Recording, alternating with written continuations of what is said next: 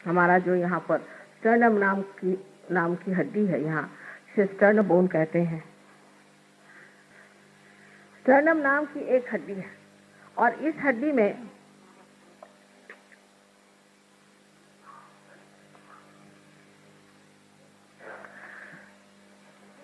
जगदम्बा जो है, जिसको कि भ्रमरांबा कहती है, वो भ्रमर बनाती है, जिसको कि मेडिकल साइंस में what do call them, antibodies, what do call them in the medical science. इन लोग का उलट उलट नाम है। एंटीबॉडीज क्या हुआ, बहरहाल जो भी हो, एंटीबॉडीज यहाँ पैदा हो जाती है। और ये जो होती हैं, ये अगर कहीं से भी हमारे अंदर आक्रमण हो तो उस आक्रमण को वो पूरी तरह परास्त कर सकते हैं और उनसे लड़ती है। ये हमारे स्टर्नम बोन में 12 वर्ष की उम्र तक बनती हैं और उसके बाद सारे शरीर में फैल जाती। और जैसे कि कोई आफत सामने से आए तो एकदम ये हड्डी जोर से ऊपर नीचे होने लग जाती है और उसका जो संदेश है, उसका जो मैसेज है, वो इन एंटीबॉडीज पे पहुंच जाता है, वो तैयार हो जाते हैं। और तैयार होने के बाद वो लड़ते हैं और परास्त कर देते हैं, लड़ते रहते हैं जब तक कोई भी परेशानी मनुष्य को रहेगी। ये देवी के भ्रमर लड़ते रहते हैं। ये तो देवी की व्यवस्था है हमारे लिए। लेकिन जब मनुष्य देवी स्थिति में आता है तो उसके अंदर माँ का प्यार उमड़ पड़ता है। अपनी माँ को भी पहचानता है, हमारे प्रति भी लोगों को बहुत प्यार हो जाता है और वही प्यार अब वो दुनिया को बांटना चाहता है। उसे रहा नहीं जाता।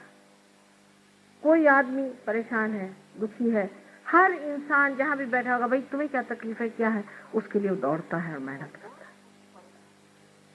है। एक जिसे हम करुणा कहते हैं, कंपैशन कहते हैं,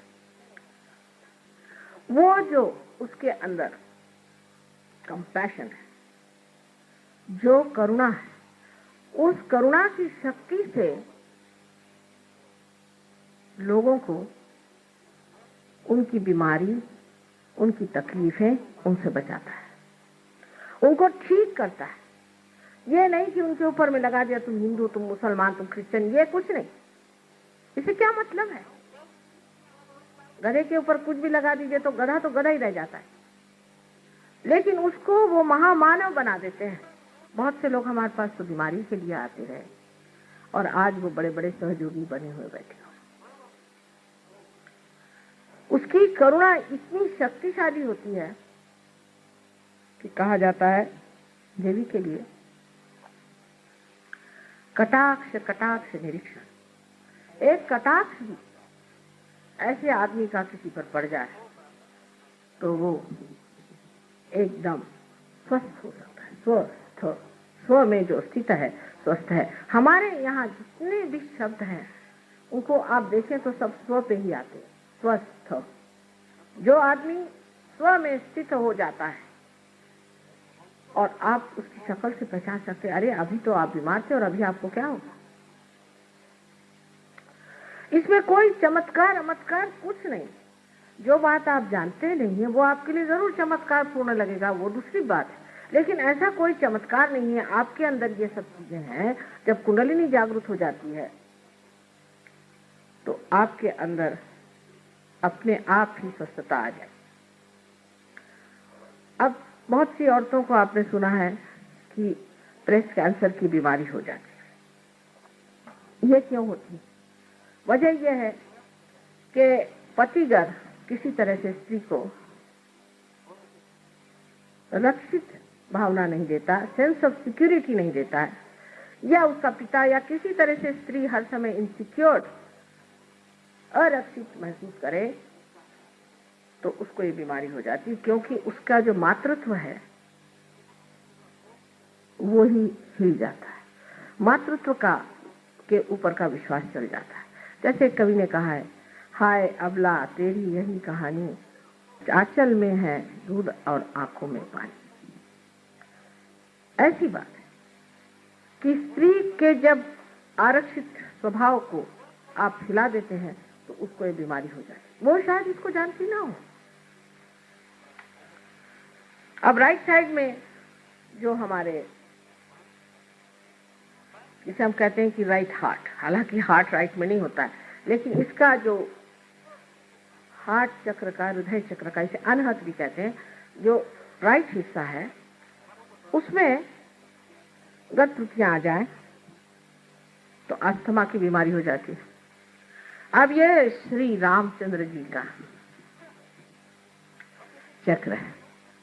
हम लोग श्री राम श्री राम श्री राम तो खूब करते रहते हैं, लेकिन ये श्री राम हमारे अंदर राइट हार्ट में है। और जो लोग श्री राम श्री राम श्री राम ज्यादा करते हैं उनको ये बीमारी ज्यादा होती है।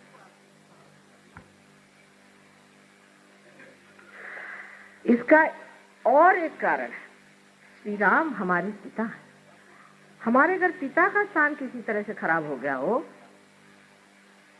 अगर हमने अपने पिता को बचपन में खो दिया हो, या हम भी एक बुरे के पिता हो, या हम अपने बच्चों को छोड़ छाड़ के दूसरे ही चीजों में व्यस्त रहते हैं, और पति होकर के भी पत्नी की ओर हमारी दृष्टि ठीक नहीं, उसको हम तंग करते हैं।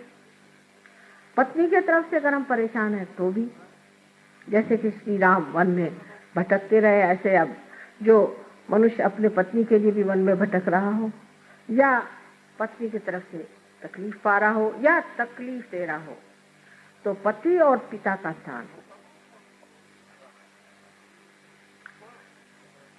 श्री राम का जो चक्र है, जिसे हम राइट हार्ट कहते हैं, उसके कारण